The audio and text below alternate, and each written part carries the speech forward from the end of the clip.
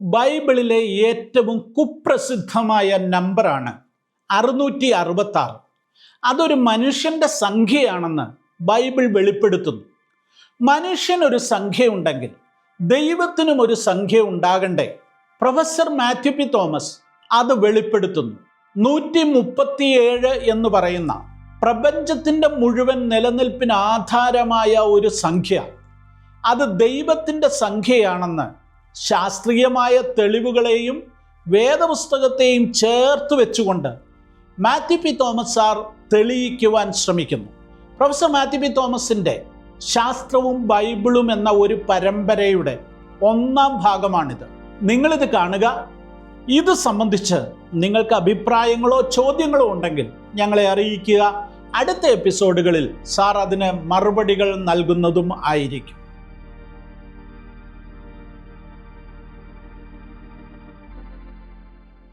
നിരവധി പേരുടെ ജീവിതത്തെ സ്വാധീനിക്കുവാൻ ഈ എപ്പിസോഡുകൾക്ക് ശക്തിയുണ്ടെന്ന് ഞാൻ വിശ്വസിക്കുന്നു. പ്രാർത്ഥനാപൂർവം ഞാൻ പ്രൊഫസർ മാത്യു പി തോമസിനെ ഹല്ലേലൂയ ന്യൂസിലേക്ക് സ്വാഗതം ചെയ്യുന്നു. Thank you. യെസ്, സാറ് ഞങ്ങളുടെ കൂടെ വന്നതിൽ അതിയായ സന്തോഷമുണ്ട്. നമ്മൾ ഒരു പരമ്പര ആരംഭിക്കുകയാണ്. സാറിനെ പോലെ പരിണതപ്രജ്ഞനായ ഒരാൾ ആ വിഷയങ്ങൾ കൈകാര്യം ചെയ്യുന്നു എന്ന് പറയുന്നത് തന്നെ സന്തോഷകരമാണ്. കഴിഞ്ഞ 85 വർഷത്തെ ജീവിതത്തെ അതിൻ്റെ എല്ലാ ആദരവോടും കൂടെ ഞാൻ ഓർത്തുകൊണ്ട് തന്നെ സാറിൻ്റെ ജീവിതാനുഭവങ്ങളിലേക്കൂടെ പ്രവേശിക്കണമെന്ന് എനിക്ക് താല്പര്യമുണ്ട്. പക്ഷേ ഇവിടെ നമ്മൾ പ്രധാനമായും ഈ ശാസ്ത്രീയമായ അടിസ്ഥാന തത്വങ്ങൾ അത് വേദപുസ്തക പ്രകാരം എങ്ങനെ വിശകലനം ചെയ്യാം എന്നുള്ളതിലേക്കാണ് പ്രവേശിക്കുന്നത്. തുടർന്ന് ഈ വിഷയത്തെ സാർ ഒന്ന് അവതരിപ്പിക്കുകയും അതിനെ വിശദീകരിക്കുകയും ചെയ്തു. വേദപുസ്തകം അറിയാവുന്ന വിശുദ്ധന്മാരുടെ എണ്ണം വളരെയാണെങ്കിലും ഈ വിശുദ്ധന്മാർക്കൊന്നും ശാസ്ത്രീയ അടിത്തറയില്ലാത്തവരാണ്. ആദിമകാലം മുതലേ ലോകപ്രസിദ്ധരായ എല്ലാ പ്രാസംഗികരും വേദപണ്ഡിതന്മാരും വ്യാഖ്യാതാക്കളും എല്ലാം തന്നെ അവരുടെ അറിവനുസരിച്ച് വേദപുസ്തകത്തിൻ്റെ അടിസ്ഥാനത്തിൽ സംഗതികളെ വ്യാഖ്യാനിക്കുകയും സത്യം കണ്ടെത്തുവാൻ മറ്റുള്ളവരെ പ്രേരിപ്പിക്കുകയും ചെയ്യുന്ന ഒരു പ്രവണതയായിരുന്നു നമ്മുടെ പിതാക്കന്മാർക്കുണ്ടായിരുന്നു. എന്നാൽ ശാസ്ത്രം പഠിച്ചിരുന്ന അനേക ശാസ്ത്രജ്ഞന്മാരാരും ദൈവവിശ്വാസികളായിരുന്നില്ല. എന്നാൽ നല്ലൊരു ശതമാനം ആൾക്കാർ ആദിമകാലത്തുണ്ടായിരുന്ന ശാസ്ത്രജ്ഞന്മാരെല്ലാം തന്നെ ദൈവവിശ്വാസികളായിരുന്നു. എന്നാൽ പിൽക്കാലത്ത് വന്നവർ അതിനധികം പ്രാമുഖ്യം കൊടുക്കാഞ്ഞത് കൊണ്ട് അത് അവർ വിട്ടുകളഞ്ഞ് സയൻസ് ബൈബിളിന് എതിരാണെന്നും സയൻസിൻ്റെ തത്വങ്ങളനുസരിച്ച് ദൈവിക സത്യങ്ങൾ വിശ്വസിക്കാൻ കൊള്ളാവുന്നതല്ലെന്നും അവർ പഠിപ്പിച്ചു തുടങ്ങി. അങ്ങനെ നിരീശ്വരവാദികളും ദൈവവചനത്തെ അനുസരിക്കാത്തവരുമായ നാമധേയ ക്രിസ്ത്യാനികളും ഭൂരിപക്ഷം ആൾക്കാരും ദൈവത്തിലുള്ള വിശ്വാസം നഷ്ടപ്പെട്ടുകൊണ്ടിരിക്കുന്ന ഒരു കാലയളവിലാണ് ഞാനും വന്നു ചേർന്നത്. അതെ. എന്നാൽ ഞാൻ ചെറുപ്രായം മുതൽ ബൈബിൾ പഠിക്കുകയും ബൈബിളിലെ സത്യങ്ങൾ എങ്ങനെ ശാസ്ത്രീയ തത്വങ്ങളുടെ അടിസ്ഥാനത്തിൽ വിശകലനം ചെയ്യാമെന്ന് ചെറുപ്പം മുതലേ പരിശ്രമിച്ചുകൊണ്ടേയിരുന്നു.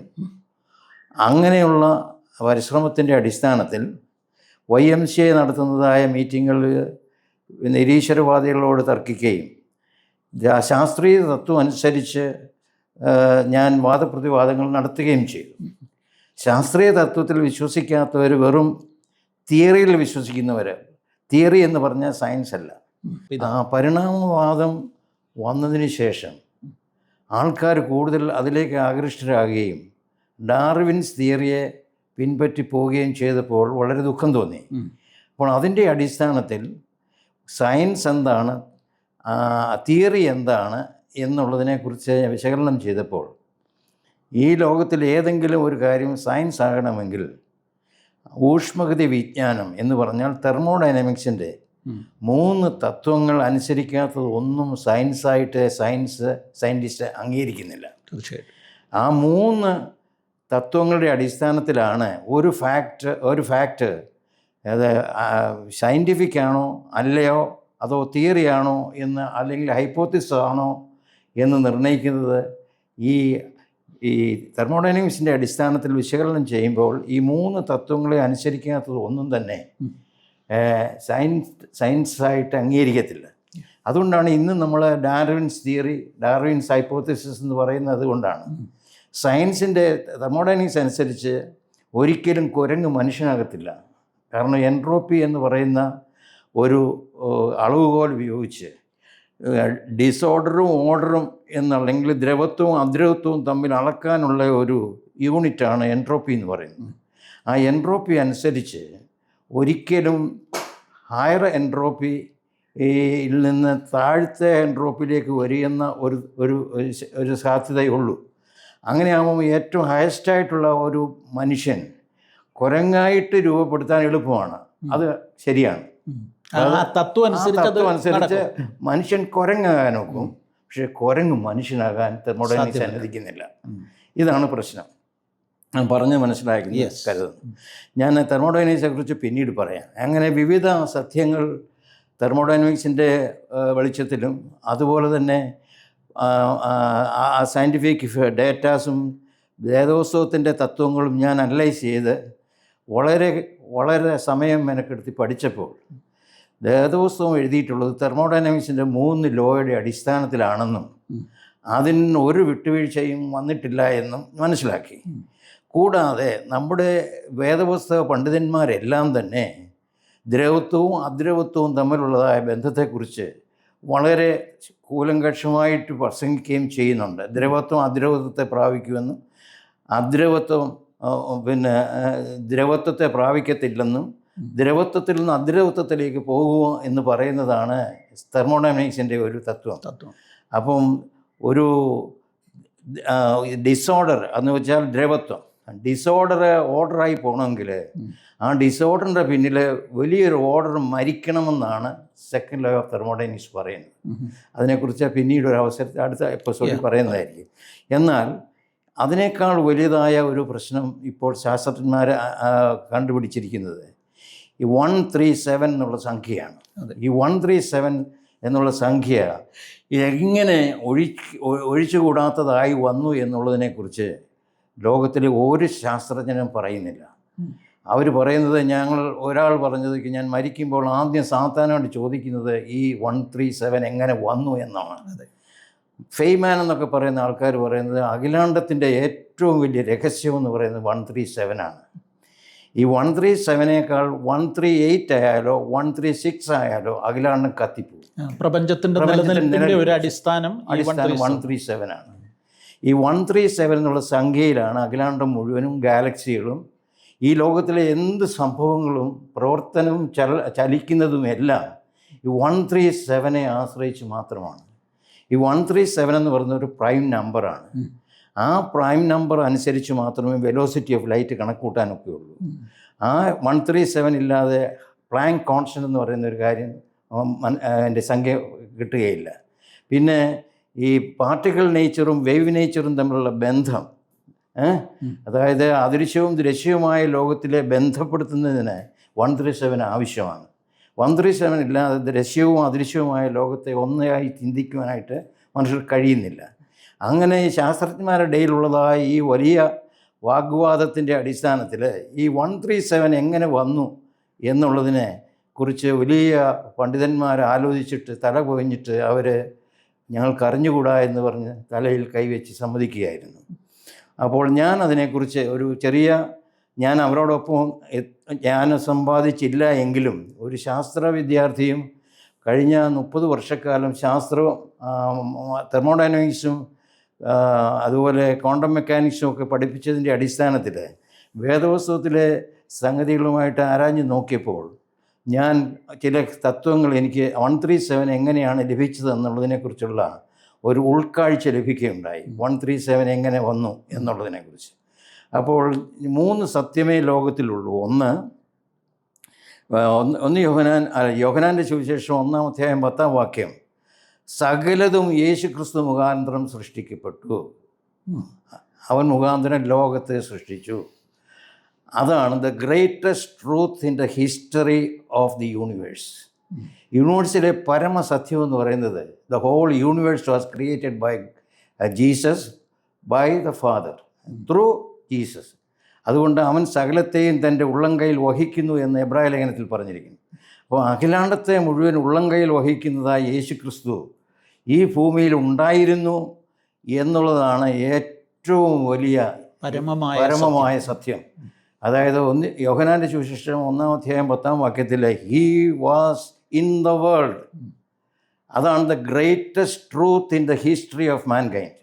The greatest truth in the history of the universe എന്ന് പറഞ്ഞാൽ the whole universe created by God through Jesus എന്നുള്ളതാണ് പരമമായ സത്യം. That is the universal truth.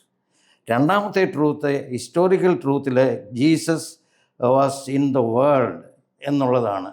AD എന്നും BC എന്നും തിരിച്ച് ലോകത്തിലുള്ള സകല മനുഷ്യരെയും യേശു ക്രിസ്തുവിൻ്റെ ഇയറിൽ അവരവരുടെ ജനന തീയതി കുറിക്കുവാനുള്ള പ്രേരണ ശക്തി എവിടുന്ന് കിട്ടിയെന്ന് ഞാൻ പലരോടും ചോദിക്കാറുണ്ട്. ഈ ലോകത്തിൽ ഒരു മനുഷ്യനെ ജീവിച്ച് രജിസ്റ്റർ ചെയ്യണമെങ്കിൽ, എന്തെങ്കിലും കാര്യങ്ങളിൽ വ്യാപാരത്തിൽ ഏർപ്പെടണമെന്നുണ്ടെങ്കിൽ ക്രിസ്തു വർഷത്തിൽ തൻ്റെ ജനന തീയതി രേഖപ്പെടുത്തണമെന്നുള്ളതാണ് ലോകത്തിൻ്റെ ഇപ്പോഴത്തെ വ്യവസ്ഥ. അതില്ല എങ്കിൽ ആരും അംഗീകരിക്കുകയില്ല. ദൈവം ഇല്ലാത്തവനും ഉള്ളവനും നിരീശ്വരനും എല്ലാം ആദ്യം ചെയ്യേണ്ടത് അവൻ്റെ ജനനത്തീയതി ക്രിസ്തു വർഷത്തിൽ രേഖപ്പെടുത്തണമെന്നുള്ള ട്രൂത്താണ്. അത് അറിഞ്ഞോ അറിയാതെയോ ലോകം മുഴുവൻ അംഗീകരിച്ചു. എന്തുകൊണ്ടെന്നാൽ that is the greatest truth in the history of mankind എന്നുള്ളത് സമ്മതിച്ചു കൊടുക്കുകയാണ്. അവർ മനസ്സാ അതിനെ വെറുക്കുന്നുണ്ടെങ്കിലും അത് ഇല്ലാതെ ലോകത്തിലൊരു മനുഷ്യനും ഇവിടെ പ്രവർത്തിക്കാൻ കഴിയുകയില്ല. രണ്ടാമത് ഏതൊരു നാണയം എടുത്താലും അത് പറയുമ്പം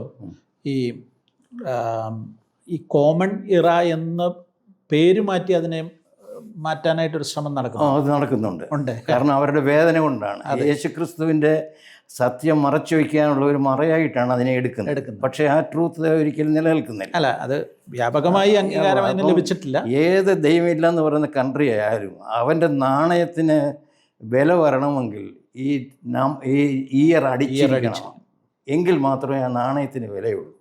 അപ്പോൾ അത് മനസ്സിലാക്കുന്നത് he was in the world, but the greatest tragedy in the history of mankind is the world knew him not. അതാണ് ലോകത്തിൻ്റെ ഏറ്റവും വലിയ ട്രാജഡി. 3 സത്യങ്ങളേ ഉള്ളൂ. The whole universe was created by him.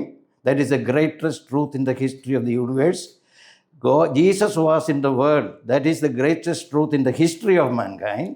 The greatest tragedy in the history of mankind is the world knew him not. ലോകം അവനെ അറിയില്ല. ഈ 3 സത്യമാണ് സത്യമായിട്ട് നിലനിൽക്കുന്നത്. ഇതിൻ്റെ വെളിച്ചത്തിൽ 137 എങ്ങനെ ആണ് എന്നുള്ളതിനെക്കുറിച്ച് ഞാൻ ചിന്തിക്കുകയുണ്ടായപ്പോൾ ഇത് ആർക്കും അറിഞ്ഞുകൂടെ 137 വന്നത് എങ്ങനെയാണ്. അപ്പോൾ ഞാൻ ചിന്തിച്ചപ്പോൾ ദൈവത്തിൻ്റെ സന്നിധിയിൽ ഞാൻ ദൈവീയ പ്രാർത്ഥനയോടുകൂടെ ഇതിനെ ചിന്തിച്ചപ്പോൾ എൻ്റെ ഹൃദയത്തിലേക്ക് ആദ്യം വന്നത് സദൃശവാക്യങ്ങൾ 8-ാം അധ്യായം 27-ാം വാക്യമാണ്. അവൻ തൻ്റെ പ്രവൃത്തിയുടെ ആരംഭമായി സൃഷ്ടിയുടെ ആരംഭത്തിൽ യേശുക്രിസ്തു പറയുന്നു, ഞാൻ അവനോടുകൂടി ഉണ്ടായിരുന്നു. ഞാനും പരിശുദ്ധാത്മാവ് അവർ പിതാവ് പുത്ര പരിശുദ്ധാത്മാവ് ത്രിയേക ദൈവം അവർ 3 പേരും കൂടെ ആലോചിച്ച് ചെയ്ത ആദ്യത്തെ പ്രവൃത്തി എന്താണെന്ന് സദൃശവാക്യങ്ങൾ 8-27 പറയുന്നുണ്ട്. അതിൽ പിതാവായ ദൈവം പുത്രനിൽ കൂടെ ചെയ്തത് ഈ ഒന്നുമില്ലായ്മയിൽ, ശൂന്യത്തിന്മേൽ, ഒന്നുമില്ലായ്മയിൽ, ആഴത്തിന്മേൽ എന്ന് പറയുന്നത്, ഒന്നുമില്ലാത്ത ഡിസോർഡറിന്മേൽ അവനൊരു വൃത്തം വരച്ചു എന്നാണ്. ഇതാണ് സൃഷ്ടിയുടെ ആരംഭത്തിൽ ദൈവവും പുത്രനും പരിശുദ്ധാത്മാവും ചെയ്ത ആദ്യത്തെ പ്രവൃത്തി. നാം നമ്മുടെ സാദൃശ്യത്തിൽ മനുഷ്യനെ ഉണ്ടാക്കുക എന്ന് പറഞ്ഞതുപോലെ എല്ലാ പ്രവർത്തനത്തിലും പിതാവും പുത്രനും പരിശുദ്ധാത്മാവിൻ്റെയും പ്രസൻസ് കാണാൻ കഴിയുന്നുണ്ട്. അപ്പോൾ ഞാൻ ഈ വൃത്തം വരച്ചപ്പോൾ ഞാൻ അവനോട് ഉണ്ടായിരുന്ന പുത്രനായ ദൈവം അവനോട് പറയുന്നുണ്ട്. അപ്പോൾ അതനുസരിച്ച് ഒരു വൃത്തമാണ് അഖിലാണ്ടത്തിൽ സൃഷ്ടിപ്പിന് മുമ്പ് ദൈവം ചെയ്ത ആദ്യത്തെ പ്രവൃത്തി. ആഴത്തിന് മീതെ, ശൂന്യത്തിൻ്റെ മീതെ ഒരു വൃത്തം വരച്ചു. ഈ വൃത്തം എന്ന് പറയുന്ന ഡെഫിനിഷൻ ഓഫ് ഗോഡാണ്. ഒരു വൃത്തത്തിൻ്റെ ആരംഭവും അവസാനവും ആർക്കും കണ്ടുപിടിക്കാൻ പറ്റുകയില്ല. ഒരു വൃത്തം വരച്ചു കഴിഞ്ഞാൽ ഏതാണ് ആരംഭം ഏതാണ് അവസാനം കണ്ടെത്താൻ. Each and every point is the beginning and the end എന്ന് പറഞ്ഞാൽ ദൈവത്തിൻ്റെ ഡെഫിനിഷനാണ് ആദ്യം ദൈവം മനുഷ്യർക്ക് കൊടുത്തത്, ഒരു വൃത്തം. ആ വൃത്തത്തിൻ്റെ അടിസ്ഥാനത്തിൽ I am the omega and the alpha and the omega, ഞാൻ ആദിയും അന്തവുമാകുന്നു എന്നുള്ളതാണ് ദൈവത്തിൻ്റെ ഡെഫിനിഷൻ. ആ ഡെഫിനിഷനാണ് ആ വൃത്തത്തിൽ കൂടെ അഖിലാണ്ടത്തിലുള്ളവരെ അറിയിച്ചത്. ഞാൻ ആദിയും അന്തവുമാണ്, I am the alpha and the omega എന്നുള്ളതിൻ്റെ അർത്ഥമാണ് ഈ വൃത്തത്തിൻ്റെ അർത്ഥം. ഈ വൃത്തത്തെക്കുറിച്ച് ഞാൻ ചിന്തിച്ചു കഴിഞ്ഞപ്പോൾ ഈ ലോകത്തിലെ അഖിലാണ്ടത്തിൻ്റെ എല്ലാ സ്ട്രക്ചറിലും ഈ എല്ലാം വൃത്താകൃതിയിലുള്ളതാണ്. ആറ്റം മുതൽ ഗാലക്സി മുതൽ ഇങ്ങനെയുള്ള എല്ലാ നക്ഷത്രങ്ങളും എല്ലാം എപ്പോഴും വൃത്താകൃതിയിലാണുള്ളത്. ഈ വൃത്താകൃതിയുടെ ഒരു ഗുണമെന്ന് പറഞ്ഞാൽ അഖിലാണ്ടത്തിൻ്റെ അത്രയും വൃത്തം വരച്ചാലും ഇലക്ട്രോണിൻ്റെ ഒരു ചെറിയ ഒരു വൃത്തം വരച്ചാലും ഈ ചുറ്റളവിനെ ഡയമീറ്റർ കൊണ്ടായിരിക്കുന്നത് എപ്പോഴും തുല്യമായിരിക്കും. ഏത് വലിപ്പമായാലും ഒറ്റ ആൻസറേ കിട്ടത്തുള്ളൂ. ഏറ്റവും ചെറിയ ഇലക്ട്രോണിൻ്റെ ചുറ്റളവിനെ അതിൻ്റെ വ്യാസം കൊണ്ട് അരിച്ചാൽ കിട്ടുന്ന സംഖ്യ എപ്പോഴും തുല്യമാണ്. അതൊരു പ്രൈം നമ്പറാണ്, അതിന് യൂണിറ്റ് ഇല്ല. യൂണിറ്റ് ഇല്ലാത്ത ഒരു നമ്പറാണ്. അതിനെ ഗ്രീക്ക് ഭാഷയിലുള്ള പൈ എന്ന് പറയുന്ന ലെറ്റർ കൊണ്ടാണ് രേഖപ്പെടുത്തിയിരിക്കുന്നത്. അപ്പോൾ അഖിലാണ്ടത്തിൽ ആദ്യം ചെയ്തത് ദൈവം ഇൻട്രൊഡ്യൂസ് ചെയ്തത് തൻ്റെ സൃഷ്ടിയുടെ സൈനായിട്ട് പൈ എന്നുള്ളത് നിശ്ചയിച്ചു. എനിക്ക് തോന്നുന്നത് 1700-കളിലെങ്ങാണ്ടാണ് അതങ്ങനെ മനുഷ്യർക്ക് എന്നുള്ള ഇത്. അത് സദൃശവാക്യം എഴുതുമ്പോൾ എത്രയോ നാളുകൾക്ക് മുമ്പാണ്. വൃത്തം വരച്ച് ആഴത്തിന് മീതെ ഒരു വൃത്തം വരച്ചെന്ന് പറയുമ്പോൾ പൈ ഇൻട്രൊഡ്യൂസ് ചെയ്യുകയാണ് ദൈവം ചെയ്തത്. ഇപ്പം പൈ എന്നുള്ളത് എപ്പോഴും ക്രിയേഷൻ്റെ ഒരു സിമ്പലാണ് പൈ. അപ്പോൾ ഞാൻ പിന്നീട് അതിനെക്കുറിച്ച് ചിന്തിച്ചപ്പോൾ പൈ എന്ന് പറയുന്നത് സൃഷ്ടിപ്പിൻ്റെ ഇതാണെങ്കിൽ തീർച്ചയായിട്ടും ദൈവം 6 ദിവസം കൊണ്ട് സൃഷ്ടിപ്പ് നടത്തിയെന്ന് ഉൽപ്പത്തി പുസ്തകത്തിൽ പറഞ്ഞിരിക്കുന്നു. അപ്പം ഓരോ ദിവസത്തെയും സൃഷ്ടിപ്പിനെ പൈ പൈ പൈ പൈ അങ്ങനെ 7 പ്രാവശ്യം റിപ്പീറ്റ് ചെയ്യുന്നു. അപ്പോൾ ഞാൻ എൻ്റെ മനസ്സിൽ എൻ്റെ ആത്മാവ് എന്നോട് പറഞ്ഞത് ഈ π6 എന്നുള്ളതാണ് ക്രിയേഷൻ. ഓൾ അഖിലാണ്ടത്തെ സൃഷ്ടിച്ചത് π6 pi into pi into pi into pi. അത് 6 പ്രാവശ്യം റിപ്പീറ്റ്. അതിന് π6 എന്നാണ് പറയുന്നത്. ആ π6 കഴിഞ്ഞപ്പോൾ സൃഷ്ടിപ്പ് π6 കൊണ്ട് അഖിലാണ്ടം മുഴുവൻ ഗാലക്സികളും എല്ലാം പൂർത്തിയായി. അത് കഴിഞ്ഞിട്ട് 7-ാം ദിവസം ദൈവം സ്വസ്ഥമായിരുന്നു, 7th day. അപ്പോൾ ഞാൻ π6നെ 7 കൊണ്ട് ഹരിച്ചപ്പോൾ ഈ 137 എന്നുള്ള പ്രൈം നമ്പറാണ് കിട്ടുന്നത്. അത് ശാസ്ത്രജ്ഞന്മാർ ഇതുവരെയും പറഞ്ഞിട്ടില്ല. പക്ഷെ ഞാൻ ചെയ്തപ്പോൾ കറക്റ്റായിട്ട് ഈ ശാസ്ത്രജ്ഞന്മാർ പറയുന്ന ആ പ്രൈം നമ്പർ എനിക്ക് കിട്ടി. അതിനാർക്കും നിഷേധിക്കാനൊക്കത്തില്ല. ഞാൻ അനേക ശാസ്ത്രജ്ഞന്മാരോടൊക്കെ ഇത് പറഞ്ഞു. π6നെ 7 കൊണ്ട് ഹരിച്ചാൽ 137 കിട്ടുന്നു. എന്തുകൊണ്ടെന്ന് നിങ്ങൾക്ക് എക്സ്പ്ലെയിൻ ചെയ്യാൻ ഒക്കുമോ? സാറിൻ്റെ എക്സ്പ്ലനേഷൻ ശരിയാണ്, എന്നാൽ അവിശ്വാസികളായ ഞങ്ങൾക്ക് അതിനെ അംഗീകരിക്കാൻ വിഷമമാണ്. അപ്പോൾ ഞാൻ പറഞ്ഞു, വേദപുസ്തകത്തിൽ അങ്ങനെ എഴുതിയിരിക്കുന്നു 6 ദിവസം കൊണ്ട് അഖിലാണ്ടത്തെ മുഴുവൻ സൃഷ്ടിച്ചു എന്നും 7-ാം ദിവസം ദൈവം സ്വസ്ഥമായിരുന്നു എന്നും എഴുതിയിരിക്കുന്നതിൻ്റെ അടിസ്ഥാനത്തിൽ π6നെ 7 കൊണ്ട് ഹരിച്ച് കിട്ടിയാൽ 137 ഒരു പ്രൈം നമ്പറാണ്. അതായത് സാറേ 3.14 ആണ് പൈയുടെ മൂല്യം. അപ്പം നമുക്ക് കാൽക്കുലേറ്റർ വെച്ച് കഴിഞ്ഞാൽ 3.14 ഓക്കെ അത് ചെയ്യാൻ നമ്മൾ കാൽക്കുലേറ്റ് ചെയ്ത് കഴിഞ്ഞാൽ കറക്റ്റായിട്ട് കിട്ടും. അതിനെ 6 പ്രാവശ്യം ഗുണിക്കുകയോ അല്ലെങ്കിൽ π6 എക്സ്പൊണൻഷ്യലായിട്ട് രേഖപ്പെടുത്തുകയോ ചെയ്യാം. π6 എന്ന് പറഞ്ഞാൽ പൈ ഈസ് റിപ്പീറ്റഡ് 6 times എന്നാണ്. അതെ. അപ്പോൾ അതിനെ ഡിവൈഡഡ് ബൈ 7, സ്വസ്ഥമായി ദൈവം ഇരുന്ന സ്വസ്ഥമായ ഡേറ്റ് ആണ് 7th day. ആ 7th ഡേയിൽ അതിനെക്കൊണ്ട് ഹരിക്കുമ്പോൾ 137 ആണ് കിട്ടുക. 137 ഓക്കെ, അതും പ്രൈം നമ്പറാണ്. സാർ പറയുന്നത് ഞാൻ അംഗീകരിക്കുന്നു. 137 കിട്ടുന്നു. ആ കിട്ടിയാൽ അതുകൊണ്ട് മാത്രം നമുക്ക് അതിനെ ഒരു ബൈബിൾ ആശയങ്ങളുമായിട്ട് അതിനെ എങ്ങനെ കണക്ട് ചെയ്യാൻ പറ്റുന്നത്? തീർച്ചയായിട്ടും കണക്ട് ചെയ്യാം. ബൈബിൾ ആശയങ്ങളിൽ 137 വലിയ പ്രസക്തിയാണുള്ളത്. അതിനെക്കുറിച്ച് പറയുന്നതിന് മുമ്പ് ഈ 137 എന്ന് പറയുമ്പോൾ സയൻസിലെ ഏത് കോൺസ്റ്റൻറ്റും കണ്ടുപിടിക്കണമെങ്കിൽ വെലോസിറ്റി ഓഫ് ലൈറ്റ്, അതുപോലെ തന്നെ ഫൈൻ അതിൻ്റെ ഏത് സ്ട്രക്ചർ നോക്കിക്കഴിഞ്ഞാലും നമുക്ക് ഉപയോഗിക്കേണ്ടത് നമ്പർ 137 ഉപയോഗിക്കാത്ത ഒരു നമ്പറുമില്ല. അതിൽ 1, 3, 1 ഡിവൈഡഡ് ബൈ 137 ഇല്ലാതെ ഒരു കാൽക്കുലേഷൻ നടക്കത്തില്ല. Reciprocal of 137. അതിനെ ഫൈൻ സ്ട്രക്ചർ കോൺസ്റ്റൻ്റ് എന്നാണ് പറയുന്നത്. Fine structure constant. ഈ ഫൈൻ സ്ട്രക്ചർ കോൺസ്റ്റൻ്റ് ഇല്ലാതെ ഒരു കാൽക്കുലേഷനും ക്വാണ്ടം മെക്കാനിക്സിലും സയൻസിലെ ഒരു വിഭാഗത്തിലും 1/137 ഇല്ലാതെ നടക്കുകയില്ല.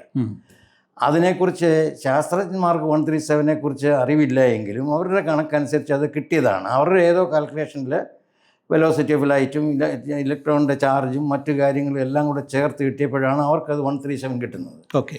എന്നാൽ വേദപുസ്തക പ്രകാരം നമുക്കത് കിട്ടുന്നത് സൃഷ്ടിപ്പിൻ്റെ 6 ദിവസത്തെ പൈയായിട്ട് കണക്ക് കൂട്ടി 5⁻6 ഡിവൈഡ് ബൈ 7 എന്നാകുമ്പോൾ 137 കറക്റ്റായിട്ട് ശാസ്ത്രജ്ഞന്മാർ പറയുന്ന അതേ നമ്പർ കിട്ടുന്നുണ്ട്.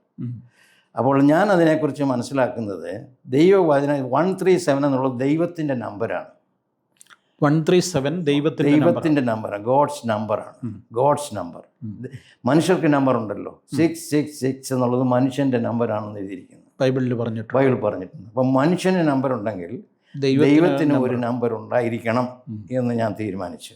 അപ്പം മനുഷ്യരെ വെളിപ്പാട് പുസ്തകത്തിൽ പറയുമ്പോൾ 666 എന്നുള്ളത് ബോധമുള്ളവൻ ഗ്രഹിക്കട്ടെ എന്ന് പറയുമ്പോൾ ഇതൊരു മനുഷ്യൻ്റെ നമ്പറാണെന്ന് പ്രത്യേകിച്ച് വ്യാഖ്യാനമില്ലാതെ അവിടെ തന്നെ പറഞ്ഞിട്ടുണ്ട്. അതെ.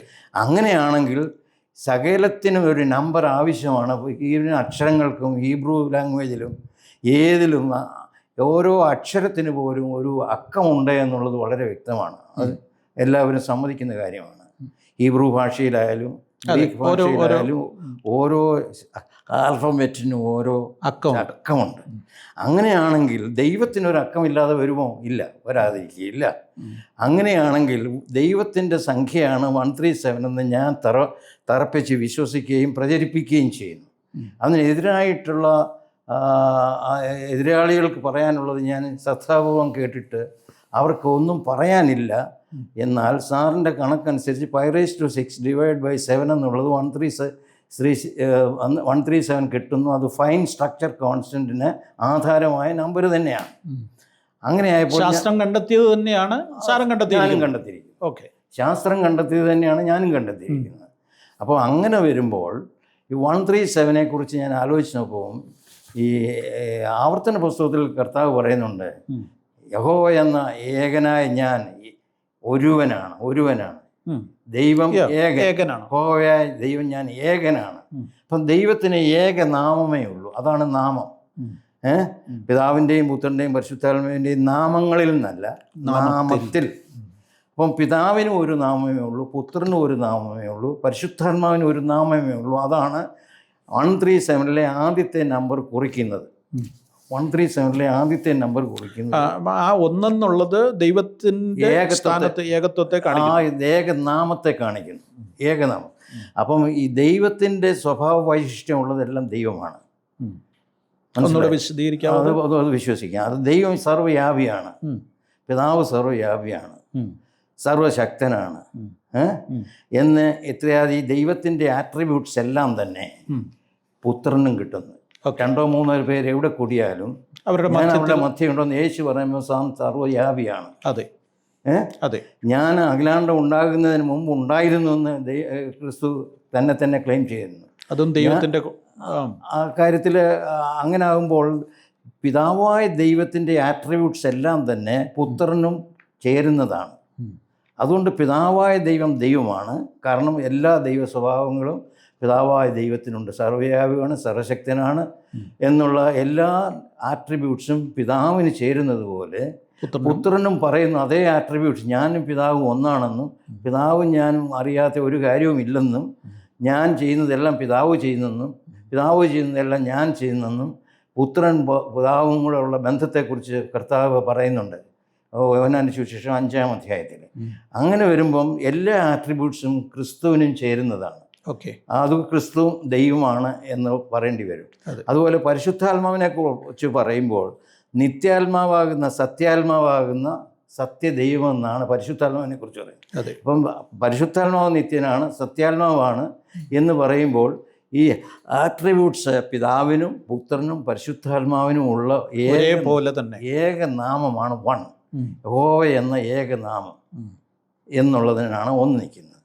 ഇനി 1 യോഹന്നാൻ 5-ാം അധ്യായം 8-ാം വാക്യത്തിൽ വരുമ്പോൾ കിങ് ജെയിംസ് വെർഷനിലും സ്കോഫീൽഡിലും എഴുതിയിരിക്കുന്നത് പിതാവും പുത്രനും പരിശുദ്ധാത്മാവും സാക്ഷ്യം പറയുന്ന ഒരു മൂവരുണ്ട്.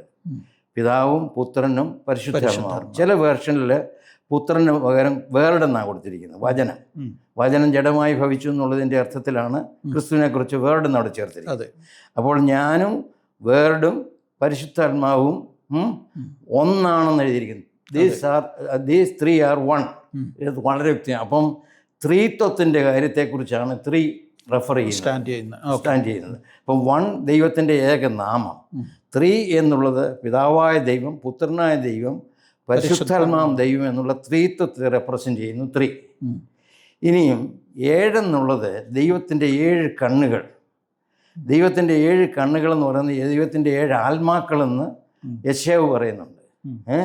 ഈ പരിജ്ഞാനം, ജ്ഞാനം, വിവേകം, പരിജ്ഞാനം, ശക്തി, ആലോചന, വെളിപ്പാട് തുടങ്ങിയ കാര്യങ്ങളെല്ലാം ദൈവത്തിൻ്റെ കണ്ണുകളിൽ കൂടെയാണ് പോകുന്നത്.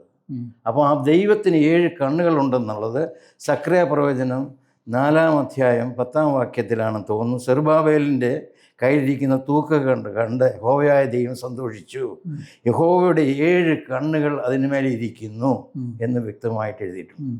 ഇനി വെളിപ്പാട് പുസ്തകം 5-ാം അധ്യായത്തിൻ്റെ 4-ാം വാക്യത്തിലാണെന്ന് തോന്നുന്നു. അവിടെയും ദൈവത്തിന് ഉള്ള 7 ആത്മാക്കളാകുന്ന ദൈവത്തിൻ്റെ 7 കണ്ണുകളെന്ന് അവിടെ രേഖപ്പെടുത്തിയിരിക്കുന്നു.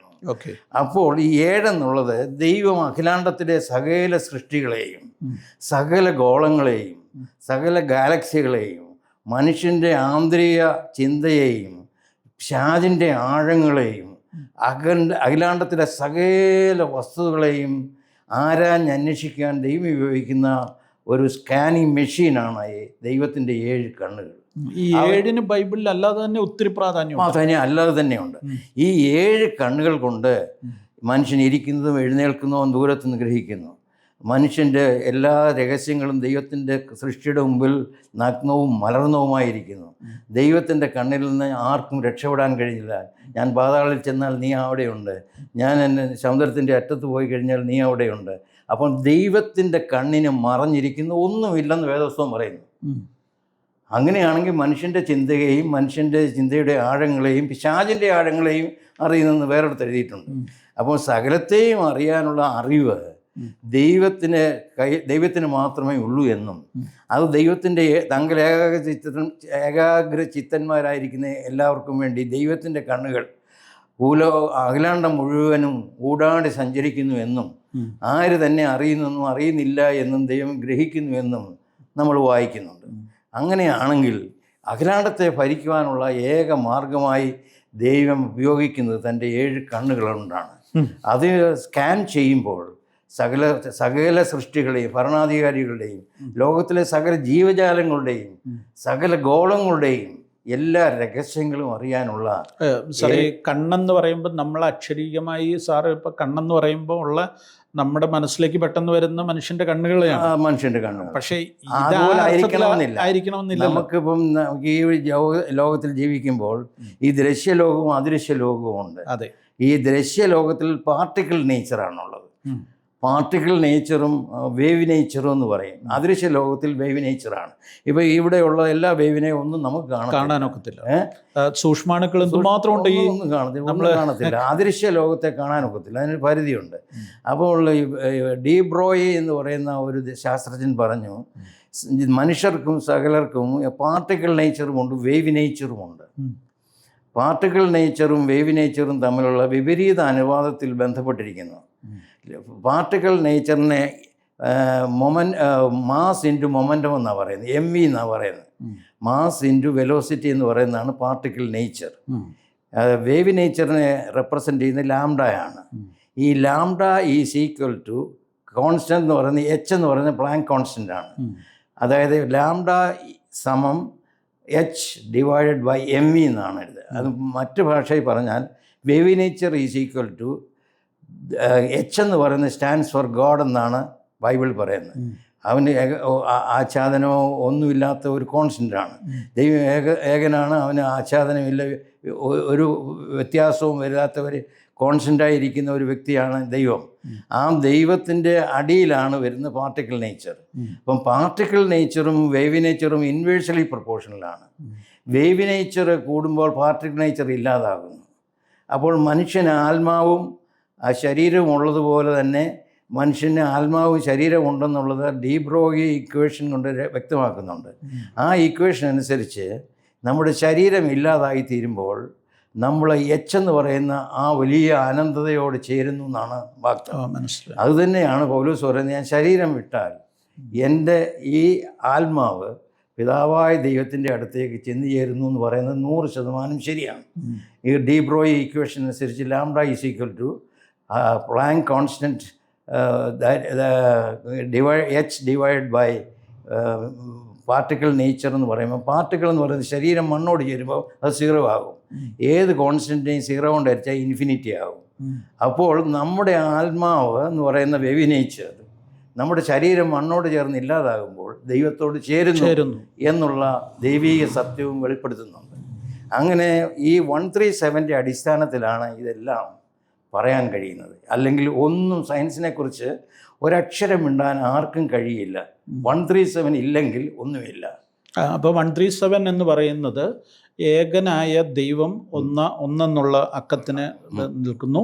പിതാവ്, പുത്രൻ, പരിശുദ്ധാത്മാവെന്ന ത്രിയേക ദൈവം അടുത്ത 3 എന്നുള്ള സംഖ്യയ്ക്കും ദൈവത്തിൻ്റെ 7 കണ്ണുകൾ അല്ലെ ആ ജ്ഞാനാത്മാവ് 7 ജ്ഞാനത്തിൻ്റെയും വിവേകത്തിൻ്റെയും പരിജ്ഞാനത്തിൻ്റെയും ശക്തിയുടെയും ആലോചനയുടെയും യഹോവഭക്തിയുടെയും വെളിപ്പാടിൻ്റെയും ആത്മാവ് അതാണ് മനുഷ്യർക്ക് വിവേചിച്ചു കൊടുക്കുന്നത്. ഓക്കെ, അതാണ് 7 കണ്ണുകളിലുള്ള അടിസ്ഥാനത്തിലാണ് ദൈവത്തിൻ്റെ ആത്മാവ് ഓരോരുത്തരുമേൽ പരിവർത്തിച്ച് ഓരോ കൃപകളും വരകളും കൊടുക്കുന്നു.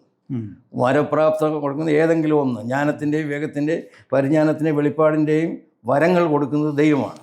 അപ്പോൾ അടിസ്ഥാനപരമായി ഭൗതിക ശാസ്ത്രത്തിൽ 137 എന്ന് പറയുന്ന സംഖ്യയ്ക്കുള്ള അസാധാരണമായ പ്രാധാന്യം പോലെ തന്നെ അതെ 137 എന്നുള്ള ആ സംഖ്യയ്ക്ക് ദൈവിക കാര്യങ്ങളിലും അസാധാരണമായ അതുകൊണ്ട് അതില്ലാതെ എക്സിസ്റ്റൻസ് ഇല്ല, അഖിലാണ്ടത്തിൻ്റെ ഇല്ല.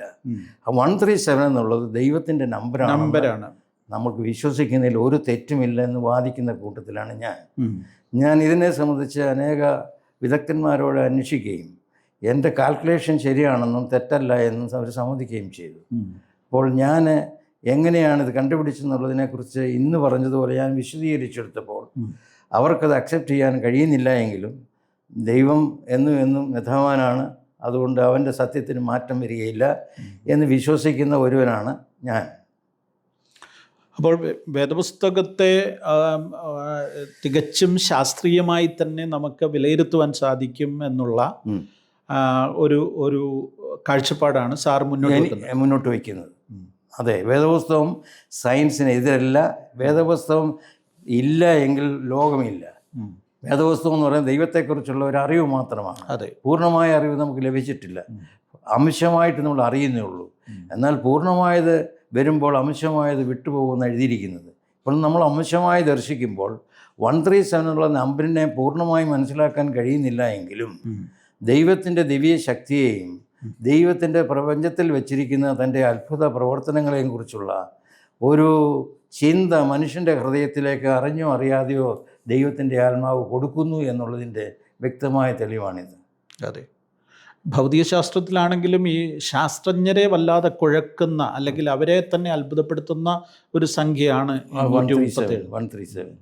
പ്രൊഫസർ മാത്യു പി തോമസ് അദ്ദേഹത്തിൻ്റെ ഒരു കണ്ടെത്തൽ ദൈവവചനത്തിൻ്റെ അടിസ്ഥാനത്തിലും ശാസ്ത്രീയ സത്യങ്ങളുടെ അടിസ്ഥാനത്തിലും 137 എന്ന സംഖ്യ ദൈവത്തെ പ്രതിനിധാനം ചെയ്യുന്ന ഒരു സംഖ്യയാണെന്നുള്ള കാര്യമാണ് അദ്ദേഹം നമ്മളോട് പറഞ്ഞത്. അടുത്ത എപ്പിസോഡിൽ മറ്റൊരു ശാസ്ത്രീയ സത്യവുമായി ദൈവവചനത്തെ കൂട്ടിയിണക്കുന്ന അല്ലെങ്കിൽ അതിനെ അനലൈസ് ചെയ്യുന്ന പുതിയൊരു ഇൻഫർമേഷനുമായിട്ട് അടുത്ത എപ്പിസോഡിൽ നമുക്ക് കണ്ടുമുട്ടാം. ദൈവം നിങ്ങളെ എല്ലാവരെയും ധാരാളമായി അനുഗ്രഹിക്കട്ടെ.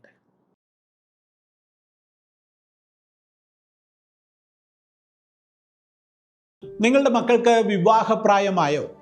ഹല്ലേലൂയ മാട്രിമോണിയൽ നിങ്ങളെ സഹായിക്കുന്നു. വിശ്വാസികൾക്ക് ജീവിത പങ്കാളിയെ കണ്ടെത്തുവാൻ ഏറ്റവും ഫലപ്രദവും സുരക്ഷിതവുമായ മാർഗമാണിത്. 2 മാർഗങ്ങളിലൂടെയാണ് നിങ്ങളുടെ മക്കളെക്കുറിച്ചുള്ള വിവരങ്ങൾ 10,000-കണക്കിന് ആളുകളിലേക്ക് ഞങ്ങൾ എത്തിക്കുന്നത്. ഒന്ന്, ഹല്ലേലൂയ ഓൺലൈൻ.